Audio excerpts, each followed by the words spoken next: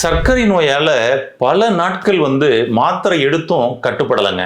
Insulin போட்டும் கட்டுப்படலைங்க. இதை விட எனக்கு ஒரு பெரிய கவலை, என்னோட குழந்தைகளுக்கும் இது வந்துருமோ, ஏன்னா இது வாரிசு நோயாக வரக்கூடியதாக இருக்குதுன்னு சொல்லிட்டு தினந்தோறும் கவலைப்பட்டிருக்கக்கூடிய நபரா நீங்க?